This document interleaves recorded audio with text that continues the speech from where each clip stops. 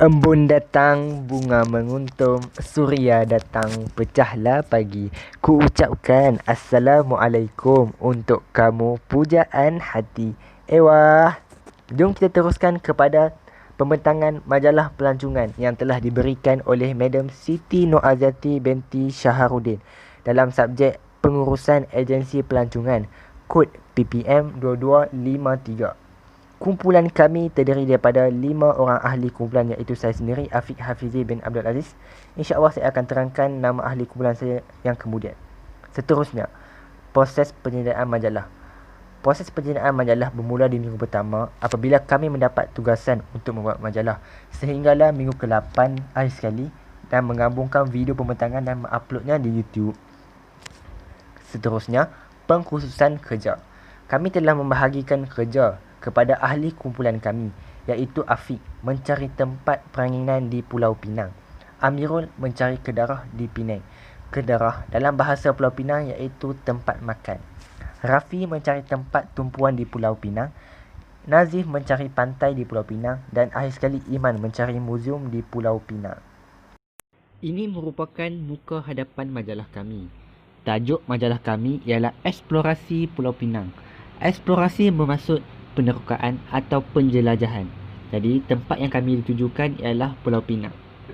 Jenis tulisan yang digunakan ialah gagalin dan banner. Saiz ialah 62 dan 16.2. Warna ialah hitam. Jadi, kami telah menerangkan beberapa jenis tulisan, saiz dan warna yang telah kami gunakan yang terdapat di skrin dan anda boleh lihat. Seterusnya, kita masuk kepada latar penulisan.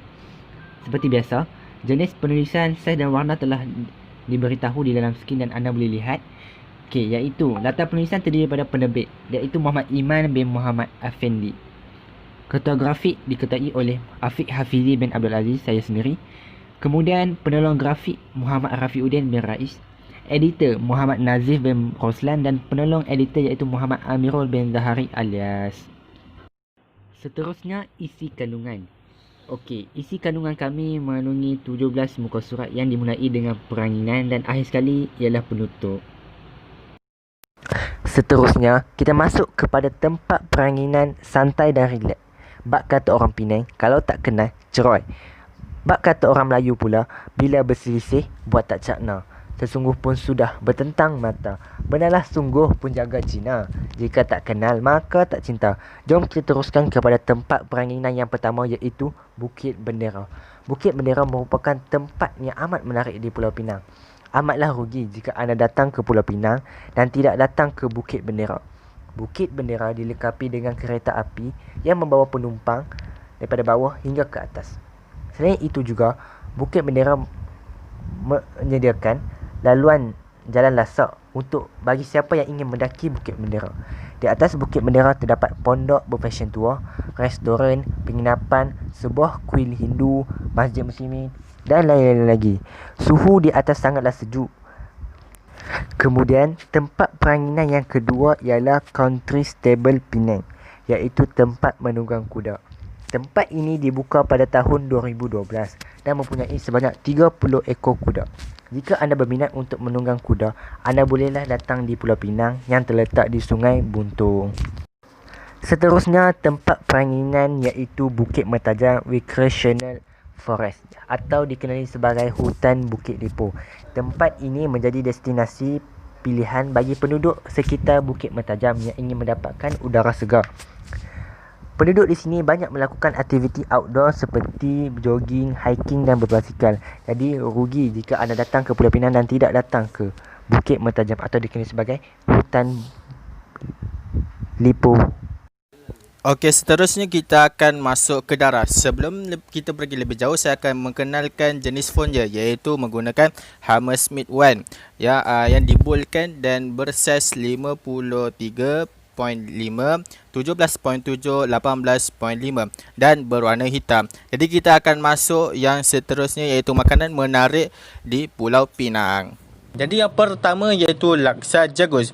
Jadi laksa jagus merupakan hidangan yang istimewa yang hanya boleh ditemui di Penang saja. Jadi korang tunggu apa lagi? Korang kena pergi Penang untuk rasa laksa jagus ini sendiri. Jadi apa istimewanya laksa jagus dan kenapa laksa jagus ini dinamakan dengan laksa jagus? Ini kerana bukan sahaja dalam laksa tu ada jagus, tetapi sekelilingnya ditemani dengan pokok jagus. Jadi macam mana nak tahu pokok jagus tu? Korang kena Google sekarang, pergi cari.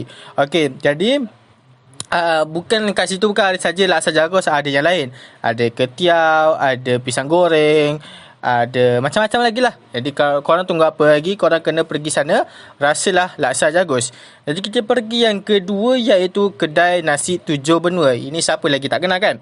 Jadi ini famous lah. Kalau dalam Malaysia pun makanan ini amatlah famous. Jadi kedai nasi tujuh benua, kenapa dinamakan kedai nasi tujuh benua? Sebab nasi dia ada pelbagai warna guys. Satu pinggan tu ada 7 warna. Jadi kenapa ada 7 warna? Jadi kita akan ceritakan kenapa warna-warna itu ada warna kuning, ada warna hijau, warna putih dan sebagainya. Jadi kalau nasi putih, nasi berwarna putih tu macam biasalah nasi putih. Kalau nasi warna kuning tu dinamakan nasi minyak. Dan kalau warna hijau-hijau tu dinamakan nasi lemak pandan. Dan ada juga nasi kacang, nasi lamuni, nasi tomato dan juga nasi hujan panas.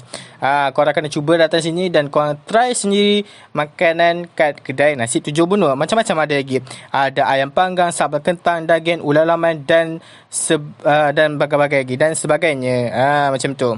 Jadi nasi tujuh benua juga ini boleh menarik perhatian kanak-kanak. Kenapa? Sebab nasi dia berwarna-warni lah. Jaranglah kita nak jumpa satu. Kalau contoh macam nasi kerabu dia warna biru je. Yang ni ada 7 jenis warna. Jadi menarik perhatian kanak-kanak untuk bagi diorang makan lah. Itu kelebihan je lah. Jadi kita akan pergi yang seterusnya, yang ketiga, iaitu nasi kandar line clear. Betul-betul datang memang line clear betul lah. Jadi siapa je tak kenal nasi kandar ni kan. Kat KL pun banyak lah sekarang ni. Jadi kita akan pergi ke Penang asal-usul nasi kandar. Jadi nasi kandar line clear ini tak asing lagi. Memang hangat dalam kalangan pecinta nasi kandar. Tengok hangat tau. Jadi dia terletak di Penang Road. Di restoran ini ramai yang datang untuk mendapatkan hidangan nasi kandarnya yang sedap semacam bersama dengan pelbagai jenis lauk. Jadi nasi kandar ni memang terbaik lah. Banyak-banyak nasi kandar kat KL ke Negeri Sembilan ke kat negeri mana lah. Tapi negeri Penang juga yang terbaik. Jadi korang kena pergi dengan segeralah untuk masa nasi kandar line clear ni. Jadi kita pergi yang keempat, iaitu makanan 4 terbaik di Pulau Pinang, iaitu Pesembur Gandhi Drive. Jadi pesembur ni kalau orang KL panggil like rojak lah macam tu. Jadi korang kena datang sini. Apa special kelebihannya? Korang nak tahu, korang kena datang sana lagi. Jadi kedai ni ada 2 nama lah. Satu kedai dia nama kedai Pesembur Pulau Utara ataupun Pesembur Menari. Jadi nama kedai ni sama je sebenarnya. Jadi nampak Pesembur Gandhi Drive, korang kena try lah. Macam-macam rojak jenis ada. Jadi kalau awak semua susah sangat nak cari kedai Pesembur ni, kedai Pesembur ni akan menyanyilah lagu dia like macam ni. Rojak, macam tu lah. Like macam tu lah, tapi untuk bahasa orang utara lah. Kalau KL tak sama lah bunyi dia. Jadi bila nampak kedai yang menyanyi lagu macam tu, itulah namanya kedai Pesembur Gandhi Drive. Jadi itu sajalah 4 makanan terbaik di Pulau Pinang. Jadi korang jangan buang masa, jangan lepak-lepak lagi. Kalau ada masa, pergilah Pulau Pinang dan rasilah ke 4 makanan di Pulau Pinang. Kemudian kita masuk kepada muzium, iaitu tempat bersejarah. Jenis font yang digunakan ialah Hammersmith One, saiz 75.9, 17.7 dan 18.5. Warna hitam. Tempat saya iaitu muzium di Pulau Pinang. Ada 3 muzium yang akan saya terangkan. Yang pertama ialah Muzium Perang. Asalnya merupakan sebuah kem yang dibina oleh tentera British pada tahun 1930 bagi menempatkan tentera dan senjata untuk berperang. Kini kem ini yang juga mendapatkan tempat simpanan senjata, terowong, bilik, penjara dan kawasan penyelesaian musuh, yang telah dijadikan muzium yang boleh dilawati oleh pengunjung untuk lebih mendekati kesan-kesan sejarah di sebalik peperangan selepas itu, di mana kem ini menjadi lokasi markas berperang yang sangat penting di Pulau Pinang. Yang seterusnya, muzium kamera. Bagi mereka yang suka fotografi, Destinasi ini semestinya satu tempat yang menarik di Penang yang mesti anda kunjungi untuk melihat sejarah dan lokasi-lokasi kamp lama. Muzium yang bertempat di sebuah rumah lama ini terletak di Jalan Menteri dan mempunyai 2 tingkat bangunan yang padat dengan segala sejarah dalam dunia kamera serta fotografi. Ada juga kamera di sini memecah ratusan tahun, dan selain lokasi barangan disimpan dalam ruangan berkaca dan juga koleksi yang diletakkan di ruangan terbuka untuk umum dengan lebih dekat. Yang seterusnya, Rumah Piramli. Rumah Piramli menempatkan pelbagai informasi bersejarah tentang seniman agung negara sejak dari kecil sehinggalah ketika era penglibatan beliau di dalam dunia seni. Di dalam rumah ini anda boleh melihat pelbagai alatan muzik dan informasi tentang Piramli. Selain itu, ada juga barangan peribadi dan lokasi gambar-gambar lama Piramli yang sering menjadi tumpuan pengunjung untuk mengambil sebagai kenang-kenangan. Assalamualaikum warahmatullahi taala wabarakatuh. Nama saya Muhammad Fiuddin bin Muhammad Rais daripada kelas di PHU 5A. Jadi saya akan menceritakan tarikan tempat menarik di Penang Island. Jadi jenis phone Hammersmith One Bold, saiz 75.9, 17.7 dan 18.5, warna hitam. Jadi jenis phone tempat menarik saya iaitu Lequio Spartan dan Open Sans, saiz 18 dan 16.5, warna hitam. Jadi tempat menarik saya yang pertama iaitu yang sangat terkenal, The Top Komta. Jadi The Top Komta ini menawarkan 18 tarikan bertema dalam satu destinasi ikonik. Tapi di dalam banyak-banyak tempat ini saya memilih hanya 2 saja, iaitu Rainbow Skywalk dan Jurassic Research Centre. Sebab 2 tempat ini bagi saya memang sangat gempak dan menakjubkan. Jadi apa kelebihan Rainbow Skywalk ini? Iaitu ia menawarkan pemandangan Georgetown yang menakjubkan. Jadi selain itu, ia berada di level 68 di atas bumbung Menara Komta, iaitu level yang paling tinggi di Menara Komta ini. Dan di samping itu, ia memberikan pengalaman mengasyikkan kepada pengunjung. Ketiga, berjalan di udara 816 kaki di atas permukaan laut. Jadi bila mana kita berada di Rainbow Skywalk ini, kita terasa macam berada ke awan-awangan. So bila kita berada di atas sekali, kita dapat melihat semua pemandangan sekeliling Georgetown. Lagi-lagi pada waktu malam. Ketiga, ada lampu yang menyinar. Memang subhanallah, memang cantik belaka dah. Jadi selain itu, Jurassic Research Centre. Jadi kalau dulu-dulu kita berangan nak melihat dinosaur, nak berada di dunia dinosaur, ada dinosaur yang terbang, ada dinosaur di dalam laut, dan ada dinosaur yang di darat. Jadi jika kita masih inginkan benda tu, bolehlah datang di Jurassic Research Centre. Bila mana kita berada di pusat ini, kita akan merasa perjalanan kembali ke masa ketiga dinosaur memerintah bumi, serta mengungkap misteri masa lampau planet bumi ini. Jadi banyaklah misteri di pusat ini. Jadi kalau nak tahu lebih lanjut, bolehlah datang ke pusat ini. Selain itu, pusat ini menghidupkan kembali lebih dari 200 dinosaur dengan bantuan teknologi terkini. Jadi 200 dinosaur tu memang banyak lah. Memang kita boleh berjumpa dengan pelbagai jenis-jenis dinosaur. Jadi beroperasi setiap hari 10 pagi hingga 10 malam. Harga tiket dewasa berharga RM78, manakala kanak-kanak berharga RM48. Tempat menarik seterusnya ialah Park Penang, jenis phone Lequio Spartan dan Open Sans, saiz 16.2 dan 13, warna hitam. Escape Theme Park Pinang merupakan taman tema yang terbaik di Malaysia. Berkonsepkan suasana ala-ala kampung dengan adanya ayam dan itik yang berkeliaran di sekitar taman tersebut. Mempunyai 40 tarikan. Jadi di dalam banyak-banyak tarikan ini saya memilih antaranya seperti Monkey Business, iaitu permainan yang melatih anda untuk memanjat serta mengimbangi badan dengan baik. Seterusnya, tempat yang agak popular dan terkenal iaitu Atan Sleep, iaitu aktiviti menarik di sini di mana menguji tahap adrenalin anda. Jadi bagi sesiapa yang menyukai aktiviti lasak-lasak dan mencabar, bolehlah mencubanya. Selain itu, mempunyai sebuah gelongsor air yang terpanjang di dunia, iaitu lebih dari 1 kilometer. Secara tidak langsung telah mengalahkan gelongsor air yang terletak di New Jersey, USA. Air sekali Escape Theme Park ini beroperasi setiap Selasa hingga Ahad dari pukul 10 pagi sehingga 6 petang.